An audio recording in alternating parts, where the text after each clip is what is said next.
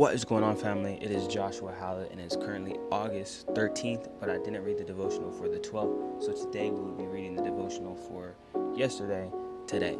And so the title is The Danger of Success. Now we're reading Joshua 23, 1 through 16, and here in Joshua 23, 9 through 11, it says, "The Lord has driven out great and powerful nations for you, and no one has yet been able to defeat you. Each one of you will be put to flight 1,000 of the enemy, for the Lord your God fights for you, just as he has promised. So be very careful to love the Lord your God." Joshua 23, 9 through 11. Yesterday's victories do not guarantee tomorrow's triumphs, and Hitler's relentless eastward march came to an end in the ruins of Stalingrad. The champions of any sport know that all winning streaks come to an end, and even the most successful salesman know that one day he will not be able to close the deal. Sometimes a heady atmosphere of continual victories contributes to the factors that lead to eventual defeat. Appropriate confidence degenerates into unseemly cockiness. Healthy respect for the opposition hardens into unhealthy disparagement. And careful preparation gives way to careless attitudes and casual approach. Joshua, the seasoned general, knew this.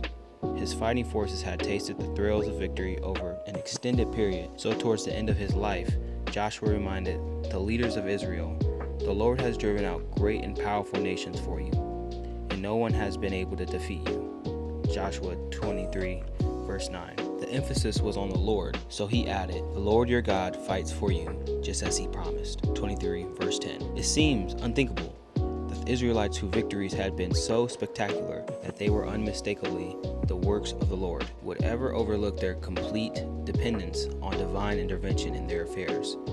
But victories, armies do grow careless, and winning teams do get away from the things that brought them success.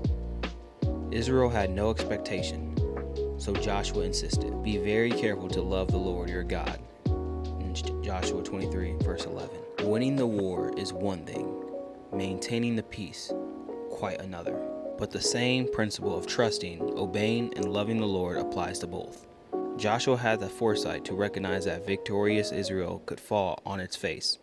He recognized that there were still undefeated enemies in their midst who would dearly love to bring Israel's winning streak to an end. So he posed the unthinkable possibility that the day might dawn when the Lord would no longer drive the enemies out.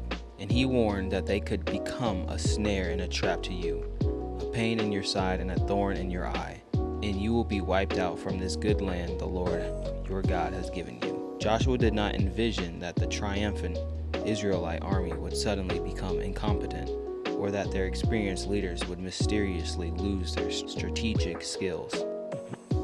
It was more serious than that. He saw a dawn when the armies might discount the Lord and become so sure of themselves that they would no longer love him and honor him, when they would slide into compromise and lapse into disobedience and head for disaster. That's the way to guarantee that yesterday's victories turn into tomorrow's defeats. It is a way of snatching defeat from jaws of victory. That concludes August 12th devotional. God bless. I'll see you on the next one.